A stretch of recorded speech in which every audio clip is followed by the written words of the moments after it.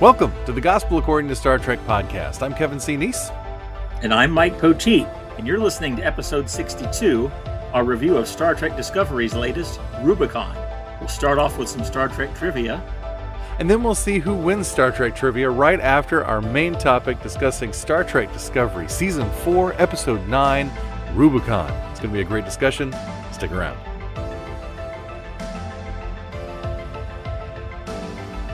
How you been doing, Mike? I'm well, sir. How are you doing? I am making it. I'm doing better than I was a couple days ago. I'm doing well. Oh, I'm glad to hear you're doing better. Yeah. Yeah. I've got a Star Trek adjacent viewing recommendation for our listeners if you'd like to hear it. No, I wouldn't. Okay, well, moving on, trivia time.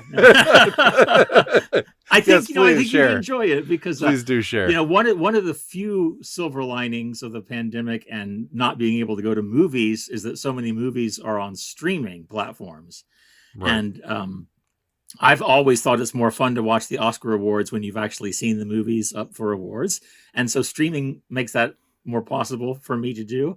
And I watched one that's up for a few nominations the other night. It's called Being the Ricardos on Amazon Prime. Oh, yeah. It's all about, it takes the form of a week in the life of filming I Love Lucy. It takes events from various times and compresses them for dramatic purposes. But it's a delightful movie. Nicole Kidman is amazing as Lucille Ball. Really? And the other cast is strong as well. And there's nothing about Star Trek in the movie, but of course, Desilu Studios produced the original series, and Lucille Ball was a champion for it when her board of directors wasn't, because it wasn't making them enough money. So she's a very important person in the history of Star Trek. And so if you want to find out more about her, it takes some liberties, of course, but it's very well done, very entertaining, and I recommend it. Yeah, well, and Lucy's not only, you talk about her saving Star Trek right there, but she's not only responsible for that, but she's also the reason Star Trek got a second run at a pilot episode, which that's right, basically unheard of. Yeah. And that's the reason we had Star Trek in the first place. So yeah, Lucy is one of the most prominent people in Star Trek history in terms of why we have Star Trek. So yeah, it's great. I hope the film is a good representation, not meaning a representation that makes her look good or makes the Ricardos look good, but rather that it's as accurate, as it can be in terms of giving an impression of their actual life and actual events that happen. Well, what it does that we've talked about in our hopes for the forthcoming Roddenberry biopic is it presents Lucy and Desi in their complexity, great warts and flaws and all, as well as their genius and their good points. And I don't want to give too much away. I'll just say it's unexpectedly very, very moving at the end of the movie. Wonderful. And so yes, it's very well written. It's one of Aaron Sorkin's best scripts, as far as I'm concerned. Wow. And the acting is top notch. Both Nicole Kidman and Javier Bardem are up for best lead performances for their roles as Lucy and Desi, and J.K. Simmons plays the gentleman who played Fred Mertz. I forget the actor's name at the moment. Nice, yeah. But and he's up for a Best Supporting Actor trophy. So it's up for those three nominations, and it's well worth your time. It's ironic, actually, that J.K. Simmons is up for playing Fred, but the woman who plays Vivian Vance, who played Ethel, is not. And Ethel spends much time in the movie airing some legitimate grievances about the way her character is being portrayed on the show, and it's unfortunate, I think, that she got overlooked for a nomination as well. But wow. The Oscars, you take him, you leave him, whatever. Yeah. But it brought this movie to my attention, and I'm glad it did, because it's well worth. Even if you're not, I've only seen a couple of episodes of I Love Lucy. I'm not a big I Love Lucy fan, but I know its prominent place in the history of TV. And I know Lucille Ball was such a groundbreaking woman performer and executive in TV. So yes, I do highly recommend it. Agreed. That's great. I recommend it on the basis of your recommendations, sir. And I do hope that Roddenberry Entertainment is watching, and we'll see that you can give a movie that presents real people in their complexity, because that's what makes it. That's what makes them relatable, because we're all complex in our own ways. That's right. Absolutely. I've been thinking a lot about Gene's complexity lately, and so yeah, Yeah. that's definitely something that's been on my mind, and it's Oh, always, okay. you know, it's frequently on my mind because Gene's a figure I deal with a lot. Spent a long time researching him for the first book, and I'm doing more on him in the second book. So it's, Right, right. he's on my mind a lot, and yeah, he was definitely complex is a good word, complicated. It's good to know, and I think it's important to know that the people we admire, the people whose art we engage with, are people like us in so many ways. Mm-hmm. Even if they Mm-hmm. are also extraordinary, they are also ordinary, Yeah. and Well so said. I like that very much. So cool. Thanks for the recommendation. It's awesome. Absolutely. I think it is time for some not Oscar trivia, but Star Trek trivia. Oh, there's not too much trivia when it comes to Star Trek and the Oscars. There's some. Oh, that's Maybe true. maybe when the Oscars roll around, we should do that. But no, these are our Star Trek trivia questions, kept in a number 2 mayonnaise jar on Funkin' Wagnall's porch, hermetically sealed. If you get that, you're either a classic TV fan or of a certain age.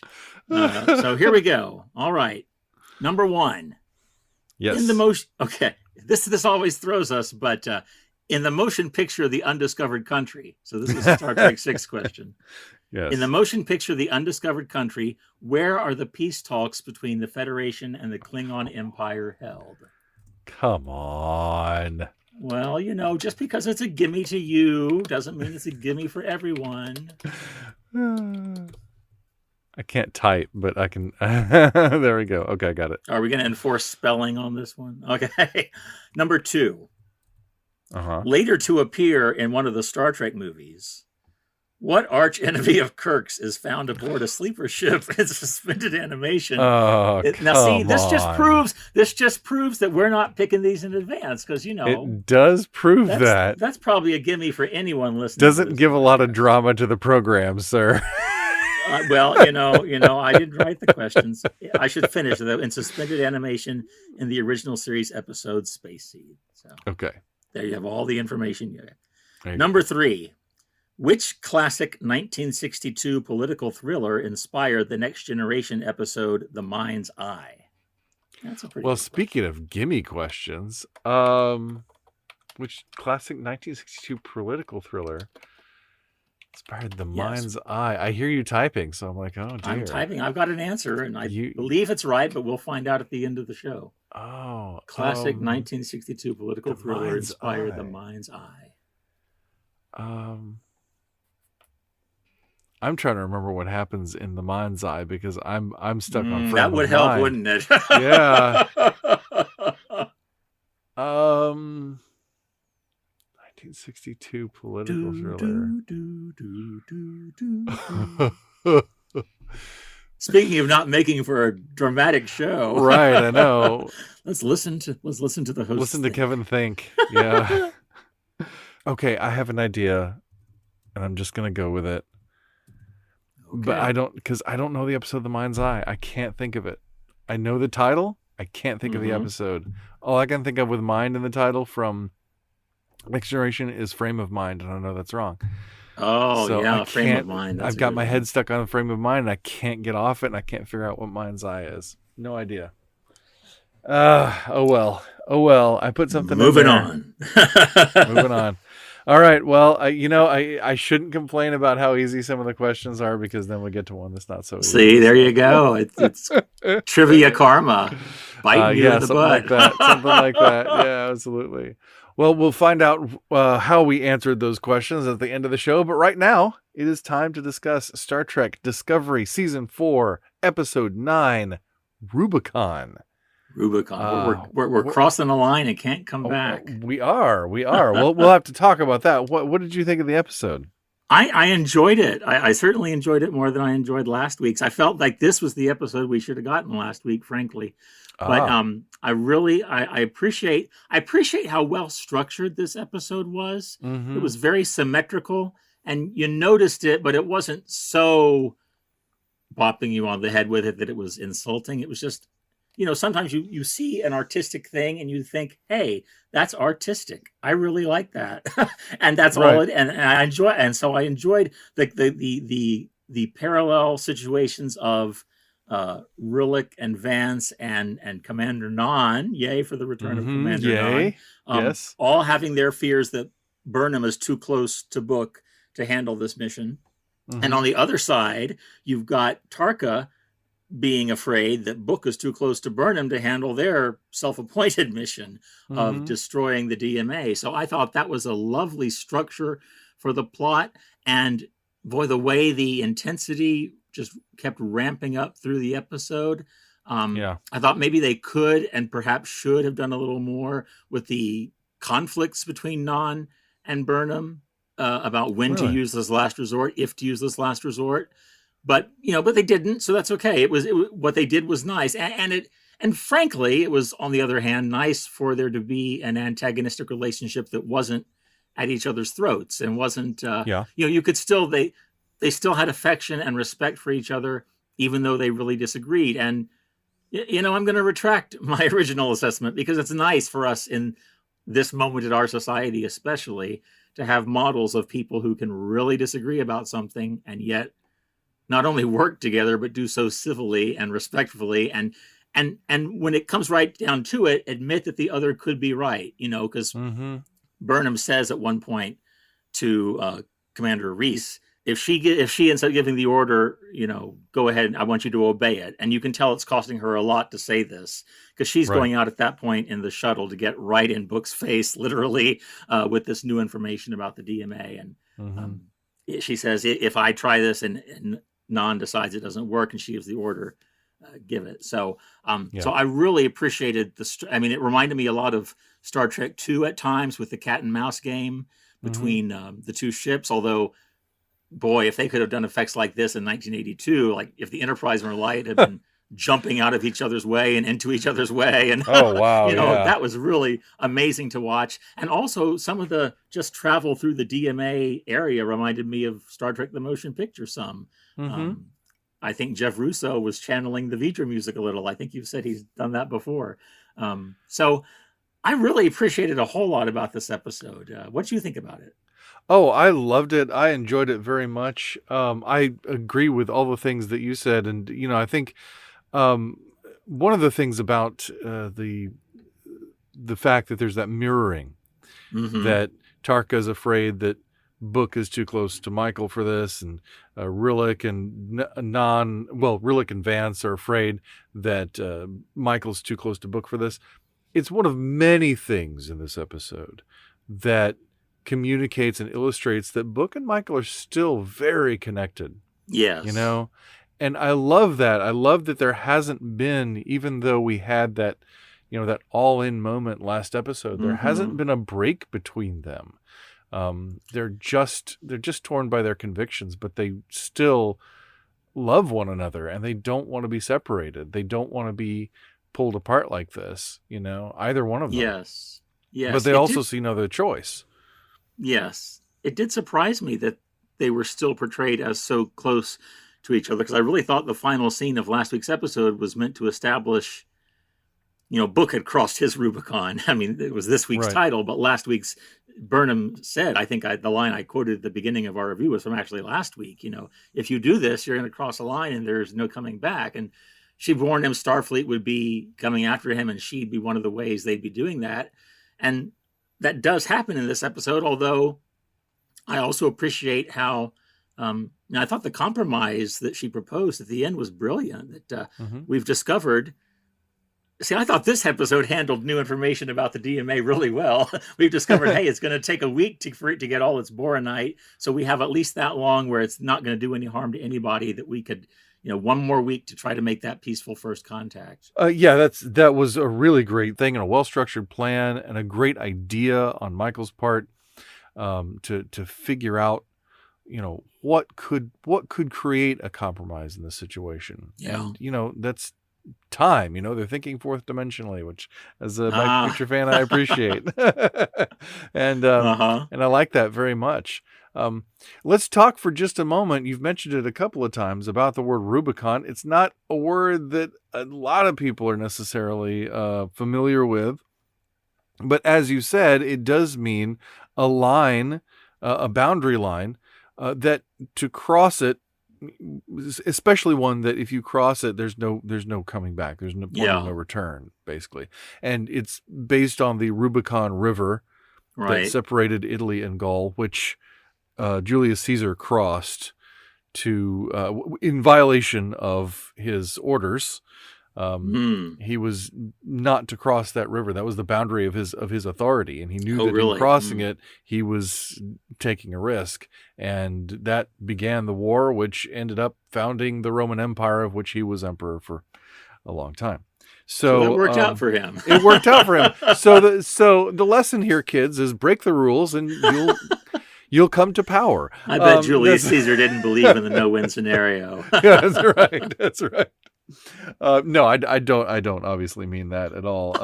But it is true that that's where the word Rubicon came from is from the name of the river, and it's interesting that it's a similar idea as we had last episode. It's kind of the playing out in real space of what happened on the poker table last episode. When they push all their chips in, it's like that was the metaphor for what's happening now in real space. And it's really interesting that I knew you would like this episode better. Well, I'm glad I didn't come in here frothing at the mouth. I'm so done with Discovery. No, I knew you'd like this episode better because it was a very plot-centered epised Yes. And it was very, the stuff got done, stuff happened. It felt organic, that's all. It did, it did. And it was well done. I thought it was beautifully done. I loved seeing Nan come back. We've wondered what happened with her. What I love about her story in this episode is that she has gone, and found her family or whatever, found the people that she's related to. I mean, it's nobody who actually knows her. And, found herself uncomfortable. Found herself unable to, reach over and say, hey, this is me. And found herself not feeling at home in her home, on her home world. And that's a little bit surprising but also it's not, it's not a thing that doesn't happen. Absolutely. And I think it's really interesting to have moments like this in stories where characters try something and it just doesn't work out, Yeah. Well, that didn't feel right for me. And I ended up making another decision. And there's a whole pocket of story that we kind of hear little bits about, about her being in covert ops and, she lost half her team because she, in her opinion, didn't make a decision fast enough, that sort of thing. And so to me, I'm thinking, all right, well, what's going to be done with that? Because I feel like that's a little pocket of story, which, others have suggested to me that could be a novel or something like that. But I'm curious as to whether this could be laying more groundwork for that Section 31 series. And maybe she was involved with Section 31, and we're gonna see that story. You could be onto something there, yeah. I don't know. That would also give me a little more optimism about a Section 31 series if Nan is going to be involved. Yeah. Right. As does the presence of Michelle Yeoh. I mean, absolutely. Which is pretty much for sure. The anchor of all our hopes for that series. Michelle Yeoh. Well, and I would say Ash Tyler. I can't think of the actor's name right now, but Ash Tyler. I want to see more of him. I like his character. So there's that. But on the whole, I think Section 31 series is a very unpopular idea and not one that I am supportive of personally, but it also looks like it might be inevitable. So, well, I'm not, it wouldn't have been my first choice, but I was skeptical when they said they were giving us a Star Trek animated comedy. So, well, that's true. I was too. We'll see. I was too, and it turned out to be fantastic. And of course, I know people who still have seen it at my urging and dislike it. That's fine. But I love that there's a lot out there for people to enjoy in Star Trek, no matter what they like. But back to this episode of Discovery. I really, really love the interplay between Michael and Book. I have to say though, and there were a couple of things. I mean, it's great to see Paul being Paul and doing his thing, which is wonderful. But it was really disappointing when they said, when Michael said, "Well, give that to Reno. I need your help with something else."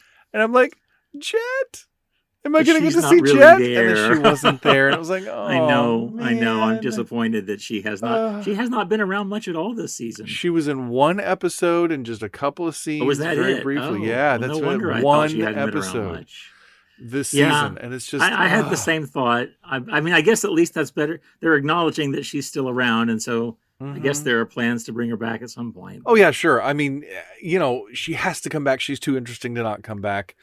She's still on the ship. We know she's still on the ship. It's just, I guess it's down to Tig Notaro's availability and all that. I suppose so, yeah.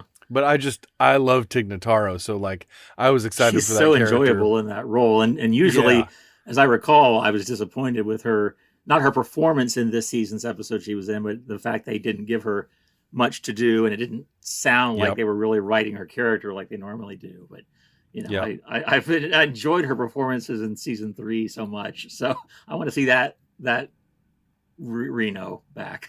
Yeah, I do too. That was one of my hopes for season 4, and we're running out of episodes, so I'm like, hurry up! Getting close. Hurry up! Close. I need more Tilly. I need more Adira. I need more. Yes, the Tilly thing still grates a little. Although I will say our co-host David suggested that maybe the forthcoming Starfleet Academy series will be focused on Tilly at the Academy. Cool. So I'd consider that a fair exchange if she gets to head a whole series. Yeah, I suppose. I mean, that's true. I would love to see more of her character, but I just love... See, I'm not just interested in characters. I'm also interested in relationships. So, like, I just love her connection with the people on this crew, and I hate seeing her not around them. So... I hear that, and yet at the same time, even in real life, we have to navigate holding on to old relationships while forming new ones, and sometimes letting go of the old ones. I mean, so that's another way Discovery could be a little more reflective of real lived experience than some of the other series in the franchise have been. Where you're not with the more or less exact same group of people 3 years, 7 years at a time. You might be longer or shorter, and all through you're being exploring different directions and forming new relationships. So I don't know. I would hate to see those connections gone for good, but I think if they do a Starfleet Academy series with Tilly, they'd probably bring some Discovery characters in from time to time. Yeah, I'd imagine so. I agree with you too, that yes, I think that's a way that I like that the storytelling is sort of with Nan, number one, bringing her back into our lives, even just for this episode, that we do run into characters again. They're not just written out and never seen or heard from again. But also that, sometimes stuff doesn't work out. Sometimes stuff, goes this way and that way, and people shift and change. I mean, we've had Saru leave and come back. We've had Adira come in and then leave, and we've had Gray come in and change and leave, and different stuff has happened, and as much as for me personally as a fan, I want to see more of the characters I love, which is all of them. Sure. It does, as you say, I think reflect something that we deal with in real life, which is important, and I mean, it's an undercurrent in the series, but it's definitely there. And, I heck, like the Discovery crew had to abandon all their 23rd century relationships. Absolutely. That's very true. Although I guess Michael gets to still have a relationship with her mother, which is nice. But yeah, that's pretty cool. That's kind of a bonus. About Nan's story, I appreciated that it also speaks to this issue confronting us of having to of needing to find middle ground. She says, I think her last line to Michael is something like, "I need to go explore some middle ground for myself." And I'm paraphrasing, but that's where she ends up. And I think that's something that's easier said than done, as I think we've been discovering the last few years, especially in our society. But it's important. And so I really thought this episode just did a good job of putting meat on the bones of Star Trek's philosophy. you know, Mm, and showing it how it plays out and how it takes time and um, how it's messy. Tell you, I yeah. really thought that one scene toward the end of Act 3, I guess it is, Hmm. when it really looks like they've got no choice but to do that last resort program to destroy Book's ship. Uh, I just I've only watched the episode once, but my strong memory is of the camera, you know, on Michael and then cutting to another character and then back to Michael a little closer and then Hmm. another character. And, each time the camera came back to Michael, it just felt more and more like, okay, well, this was going to be that no win scenario we were maybe promised at the beginning of the season. I Hmm. still wonder. I'm a little surprised, frankly, that, and if you're listening to this, you've seen the episode, I assume, so no real spoilers here, but I'm a little surprised that DMA is gone. I mean, another has Yeah. taken its place, Yeah. but I did not see that coming. What are we still 3 or 4 episodes out from the end of the season? Right. So they must / better have something really still good up their sleeves, where Species 10C is concerned. But I'm Well, rambling a little. it's interesting because, the DMA has been the big mystery box or the big Yeah, bad, this whole season. yeah, And it's kind of like, oh, but it's kind of not. It's like right, we can do right. this big thing that we've talked about and we've threatened and we've debated for all this time, and it kind of doesn't do anything. I mean, it does in that, yeah, we've now made first contact in a way we never would have hoped to, but at the same time, it doesn't seem to have hurt this species 10C very much, Well, we don't know because yet, right? I we mean, don't that all know. depends on what they do next week. We don't know. Who knows how they're going to react, but I mean, they sent out another DMA like right away, which I have to say, once we knew the DMA was a mining operation, it kind of made sense to me that if we destroyed it, they'd make another one, because obviously they need to. They're mining Right. this thing to run their whole society, their whole civilization. For all we know, this isn't the only DMA in the universe. There's no reason to Right. think, this is the only one, or in the galaxy, I should say. We shouldn't assume this is the only one, even. Yeah. So it's like, yeah, I that was one of the things in this episode that wasn't too much of a surprise to me.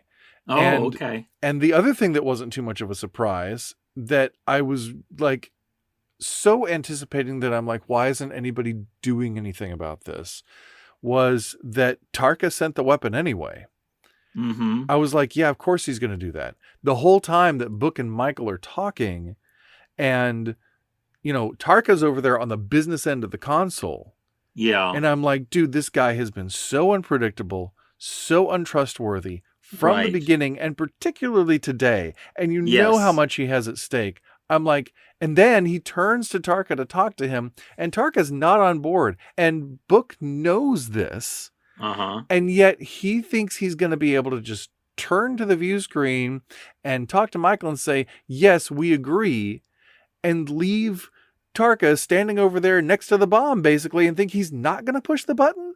And then when he Right. pulls up the controls, Book's like, what are you doing? What do you think he's doing, man? Jump over the console, knock him down, Mm. don't let him do it. I thought that was completely, I mean, I like that it happened in the sense of what it did for the DMA storyline and how it pushes us forward and all that. But in terms of like Book, who's so super smart, I was just like, man, how could you not see this coming 5 miles away? That disappointed me. I was I just like, I can see that. I can see that, and I hear what you're saying. It didn't strike me that way. I guess maybe because I was a little prepared to see our both those main characters, Michael and Book, uh, emotionally compromised. I thought it was interesting the script used mhm. that exact same quote from Star Trek 2009, the big Oh, deal about right. Spock being emotionally compromised. So, Mm-hmm. and I don't think there's any connection other than that it's the same words, but it Right. did make me pay attention. And so, Michael really never was, right? They were all concerned she would be, but maybe Book was like, maybe he would have been able to react faster and stop Tarka if he hadn't been so desperate to and I'm not arguing he should have gone this route. You understand? I'm just saying at this Right. point he wants Starfleet to come through. He wants Michael to come through. He wants a way out. I think he wants a Yeah. way out, even though Yeah. he's angry about Quajon being destroyed and all that. So I think when Michael's spelling out what this compromise plan would look like, I think he wants it. And so in that sense, maybe using the phrase emotionally compromised isn't right, but I think you get what I'm going for, that's why he's not all, yes, he's a smart guy, but he's not all in the moment. He's with Michael and listening to her spelling out what the future could be, as opposed to this clear and present danger, as you say. I like that, at the business end of the console. Well, and I mean, I guess that's true. I guess that's possible. It just seemed like something he should have. I just, like, from the moment, when he said, "You touch that console again, I'll take your hands off." I would think that he would be keeping more of an eye on Tarka than that. I would think that he might have, like, a phaser in his pocket or something, Well, yeah. Tarka's basically turned the tables on him a couple of times already in these whole proceedings, and 2 or 3 times, and nearly killed some of his friends to get what he wants. Yeah. He can't trust the guy, and he should know that. So to me, that didn't play well dramatically. And Fair enough. And I will say also, in that moment that you're talking about where everything's slow-mo and Michael's about to have to make the call, I was just waiting. I was just waiting for Paul's voice to come in. I figured it out, which is exactly what happened. Well, yeah, okay, so maybe I should have seen that coming. Of course she's going to be saved. Me. I don't know. That didn't work on me. But, it just... Okay, fair enough. I guess I've seen... and it's kind of a Star Trek thing, too, where it's like, we're about to have the crisis. I know, but they sold it, man. I was thinking, okay... It was a heavy moment. As I said, I'll tell you what, you can't do that better. It was a heavy, heavy moment. If you're going to have the moment before the thing happens, that was sold very, very well, from an editing standpoint, and from a cinematography standpoint, an acting standpoint, all of that. But just narratively, I just was waiting for Paul's voice to come in. I suppose you're right. I should have known better, but I'm not criticizing you. But I was wrapped up in the emotion of it. I was thinking, oh my God, because again, that first episode this season, I just can't believe. I mean, I guess I can, but I would rather they really make good on this. What I felt was an implied promise of, Rillick's not just spouting gas here. She's warning Michael about this for a reason. She's going to come up against an impossible, and so maybe there's a yet even more impossible situation awaiting her. Yeah, well, no, I think so, definitely, because the thing that we thought was the thing for this whole season just kind of fizzled. I mean, I think we've just been told that what we thought was the climax isn't the climax. Yeah. So that's, I think if that's going to happen, I think it's still in the future. But I love the fact too, in that fizzle, that both Book and Tarka have utterly lost everything that they sacrificed for. Yes, Tarka doesn't get to protect the power source because it's not even in this galaxy. Yeah, and I even kind of thought when Tarka discovered that the power source was on the other end of the wormhole, I was like, you think? I mean, yeah, it's connected to the place that it's sending energy to. Why wouldn't the power source be there? And that possibility didn't occur to you? Like, man, you had a lot riding on this. You should have thought through it a little more, man. He's emotionally compromised too. I guess he is. But there's so many things like that in this episode where I'm just like, why weren't people thinking? That's interesting, because I've been so frustrated every other week, as I've said, at these new pieces of information they drip and drab. And last night watching it, I felt like, okay, they're all clicking together for me. So it worked for me. Well, that's the thing, though. You have a story like this. It's going to take time to solve the mystery. You have to work on it a piece at a time. The clues can be frustratingly slow in coming in sometimes, or, one here, another there. You can't have episodes every week where you get tons of information, because there's only so much information to find out, and it's got to be a challenge to find it. So I agree with you. I think that's what's going on here, is those breadcrumbs on the trail, we're starting to figure out where they fit in the loaf, and also that the loaf is a lot bigger than we thought. So I think I think it's well structured, honestly, and so I think it's exciting, and I'm Mm-hmm. looking forward to seeing what's next week. But it is kind of amazing to think about these characters who've sacrificed so much and Yeah. have gone so far. And the weird thing is that on the one hand, everything they wanted didn't come close to coming to fruition. I mean, neither of them got a Mm-hmm. scrap of what they wanted out of all their effort, out of all their risk they took, out of all their sacrifice. But on top of that, Tarka even did the thing. I mean, he pushed Right. the button and made it go boom, Right. and basically nothing happened. Like, we'll see what kind of repercussions might come from those actions when we finally get in touch with species 10C. Mm-hmm. But the way they got that next DMA back up and running tells me that it might not have been a big deal to them. Who knows? Well, that could be. I hadn't thought about it that way. Yeah, that could be. I was frankly, again, and perhaps unnecessarily so, I was surprised by the way the DMA went away, and it distracted me a little during the scenes that followed with Burnham and Non, and then the scene where Saru is asking Dr. Culber for dating advice, which is a lovely little moment. But I was distracted the whole time thinking about wait, this big thing, yeah, right. This big thing just happened, and life goes on, right? I guess it's true.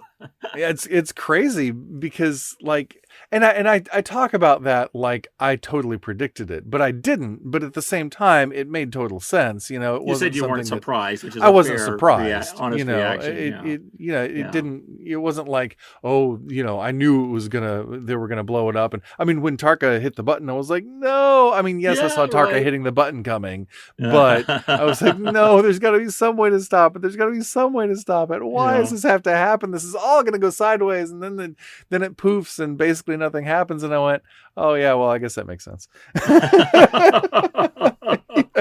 And the super genius who's smarter than me in the story should have seen it coming, even though I didn't. Like, that, let me make myself clear on my position in the story there. But no, I hear you loud and clear. I'm just going to keep saying emotionally compromised. I that's true. I mean, it's kind of crazy what you can be blind to sometimes in life. Because of your emotions. That's the thesis of the episode. You might be too close to this. Well, that's true. That's true. And that's really interesting because I don't think Michael ever hits that point. No. I mean, no, I think she would have. I think if Stamets hadn't broken in at the dramatically convenient moment, as you point out, but I think if he hadn't, she would have said, yes, we have no choice. Yeah, well, or we're making this choice, because I think people always have a choice, even if it's a sucky choice. Right. Yeah. And if she hadn't, I think would have. And was empowered to do so. So yeah. He was empowered to do so. Yeah, exactly. So there was very little that Michael could do in that moment to make any decision. And that's what was a beautiful thing. Yes. Was watching on her face. Yes. Sonequa's performance was so great because it was exquisite. It was the expression of her control over the situation, over everything, slipping away. Like, if I don't make a call right now, Nan's going to make it for me.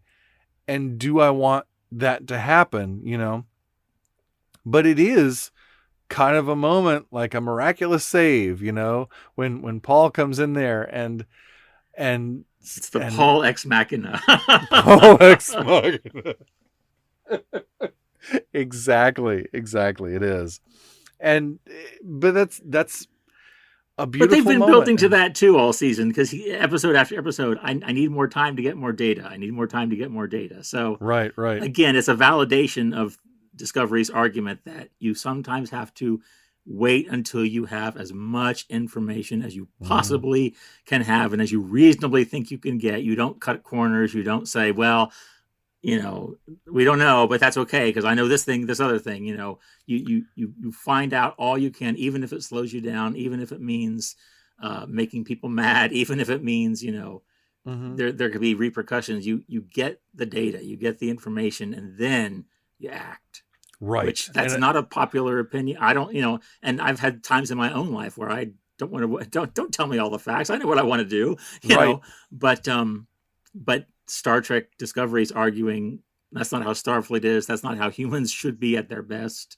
Right. We could avoid a lot of pain and sorrow and suffering for ourselves if we would wait a little bit sometimes, and a longer time other times. But if we wait till we have the information we need. Yeah. Wisdom and patience. Yes. Wisdom. And that's a biblical theme too, right? Because the sages of ancient Israel observed the world around them, and they saw principles for living in the natural order, and those took time to see. That I don't think they were just imposing their theology on nature. They were learning about God through nature, not only through nature, but through nature and through the natural order and through the way the world works. So and through the events around them. Yeah, absolutely.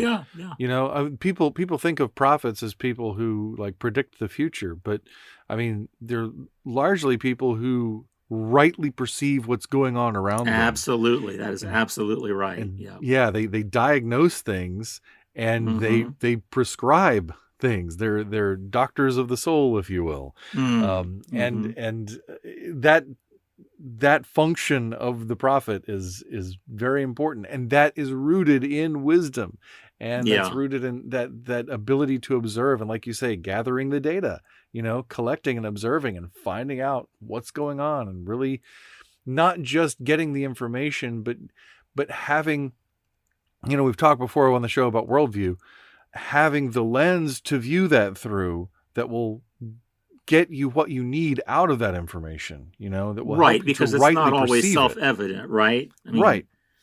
That's why there are sages who specialize in wisdom, and that's why there are the prophets. There's not a one prophet with a book in the Bible after them who predicted, oh no, this Babylon thing will just blow over. Right. So it was only in hindsight that the people realized, these were the prophets who correctly perceived. So it's not always self-evident, but that lesson of taking the time holds true, I think. Yeah. So it's interesting because there are both instances of what might be called prophetic wisdom in this episode, and also instances, which I noted earlier, of the lack thereof. Yes. No, you're right. And also, I did not predict the future in this episode necessarily, but I did not see things coming. So, right? You perceived correctly, sir. I salute you. I was snookered by the screenwriters and the actors' magic. I was in the moment. I'm not trying to put you down. I'm just saying I know you're not. No, I'm teasing. But it's just funny because but what's interesting about the episode too is that, we talk about that Rubicon, that dividing line, and it's a very black and white thing. And yet a big theme of the episode is middle ground. It's finding that space between and finding out. And there's a sense in which, like Michael's whole play of figuring out how long the DMA is going to be here, and then using that time as a bargaining chip with Book, knowing that he wants what she wants. Right. And knowing that there's that push and pull between them, and this is a way to give them both a buffer that they need, And there's that, but then there's also the fact that that created some middle ground, that pulled away from the crisis point, that kind of turned the temperature down, turned the pressure down a little bit. Right. But also when Tarka went ahead and crossed that Rubicon, crossed that line, we really discover that in a lot of ways the Rubicon wasn't the Rubicon. Like that wasn't. He did cross a line. I mean, in terms of maybe legalities, maybe he's going to get, in a lot of trouble and whatever. And he's lost a lot and all that. But in the sense of what we thought was going to happen, it didn't really happen, because it didn't destroy. I mean, it destroyed that DMA, but hey, there's another one. Boom, 10 minutes later, whatever. So there's a sense in which it didn't accomplish a lot. And there's a middle ground there of, well, something else is going to happen than what we thought was going to happen. Yes. Yeah, I agree with that. I'm not so quick to assume as you are that things are more or less just the same as they were now that there's a new DMA. Well, I don't mean to come off that way. I just mean to say that the DMA is talked about it as though it is the DMA this whole season, Okay, yeah, and it's okay. actually a DMA. ADMA, yes, And, yes. who knows what else is going to come, but we know that this event that took place isn't quite as cataclysmic as we thought it was going to Fair be, enough, yeah. at least in that regard. Now, Yeah. what unfolds diplomatically with Species 10C later on, that could be chaos. I don't know. But at least for the moment, it was just interesting to see that there was something between black and white pretty much on all accounts, except for the Yes. fact that Book and Tarka completely lost everything that they tried to gain. And it could be that Starfleet has lost, maybe there Gosh, I will be hope no not. chance at a peaceful solution. I mean, we just don't know. Yeah. I think everybody, all the players involved felt loss. I mean, I Yeah. think for sure Starfleet would rather have not destroyed the DMA. And okay, Yep. technically they didn't, but what's an alien species? Humans have done this now to them, Right. right? Right. So we will see what the fallout of that is. I did like Mm-hmm. during the battle sequence between the scenes how each commanding officer knew the other's mind and heart, and Yeah. those are their crew so well that even as Book was firing, he said, "Well, I'm not going to do any more than warning shots because I know I know that crew." And Tarkin says, "Yeah, maybe you know them too well." But Right. so for all that it reminded me some of Star Trek 2, it was even better because these weren't, I guess I said, antagonists at each other's throats. These were people who love each other and care for each other, but still Yeah. being forced to be in conflict for various reasons, and that was just gripping to me. Oh, it was for me too, and so it works so beautifully dramatically. What's funny about the that Tarka says maybe there's always that thing, and I said last episode that I kind of hate the trope of the "you're too close to this" line. Just You just did say just the that, yeah. wording, not the term, just the wording. No, You're too right. close to this, right? I get a little tired We of that, need new but language for that. yeah, but it's funny that keeps being the warning on both sides, and yet if it weren't for that connection between Michael and Book, this could have gone a lot Oh, worse. you're absolutely right about that. Yes. People could have gotten killed, a lot sooner, and things could have gone even more sideways. So actually, as they lean more into that, that becomes the advantage on both sides, Mm-hmm. that keeps things from getting a lot worse. And I think too about this episode in the context of our discussion of Encounter at Farpoint, where I asked the question, is Star Trek always so successful as it was in that episode at avoiding a violent conflict? Mm. And this episode just illustrated that concept so beautifully, of taking every single step possible to drag this out as long as we can. Give Right. everybody every opportunity at some other solution that we Yeah. possibly can. And that was just done beautifully. And like you said, with the warning shots and all of that, and being able to read each other's intentions through phaser fire, because of Yeah. where it hit and how hard it was and all that. It's like, oh, those aren't punches, those are love taps, like just really being able to do that. I thought that was great, and very, Yeah. very Star Trek, and very, very I like that. Yeah. loving of peace and reconciliation. And I thought, gosh, what if these had been adversaries, right? Uh-huh. What if we had a dynamic like that with someone with whom we are adversarial and we're trying that hard to not hurt them? What might that be called? Maybe loving our enemies? Like maybe that's Nice. What loving your enemy looks like, Yeah. Well, I'm thinking about I, even earlier in the episode when Book has to fire the weapons just so the shuttle can escape the defensive thingy that Tarka put on without Book knowing about it. Right. I thought for sure we were going to lose at least one character there, to be honest. Nope, we didn't, and that was amazing. No, not a one. That was great. I was really glad because, we've talked before about this era of Star Trek, letting people out, out into space, people getting sucked out into space in this era of Star Trek. It's an occupational hazard it's a in this thing era that of Star Trek for it sure. is the thing that happens, and not that it hasn't happened before, but we see it in a way we didn't before. Right. Thank you, digital visual effects. But Yes. but they could have gone there and they didn't, and I really appreciate that. Right. I'm appreciating that would have been the easy way to go, but they chose a harder but more interesting way. I'm appreciating that we're living in an era and in a series that started out saying we're TVMA Star Trek. Right. And now, I mean, I'm the episode starting and it says TVPG at the top, and I'm like, you know what? That's what I should see when I turn on Star Trek. I appreciate that we can go to TVMA places, we can tell TVMA stories, and we can still be Star Trek. Yeah. I will defend season 1 of Discovery to the last for the most part.